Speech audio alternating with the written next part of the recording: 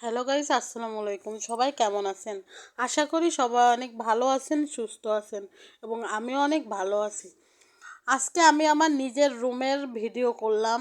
দেখেন আমার রুমটা গুছাইছি, কেমন দেখা যাচ্ছে। তো তাই ভিডিও করলাম আমার রুমের ভিতর। আসলে রুমের ভিতরে যদি পরিপাটি গুছানো না থাকে তা কোনো কিছুই ভালো লাগে না, দেখতেও ভালো লাগে না। আর মেয়ে মানুষটা সব কিছু গুছিয়ে পরিপাটিভাবেই রাখতে হবে, আর আমি সব কিছু গুছিয়ে পরিপাটিভাবে রাখতেই ভালোবাসি।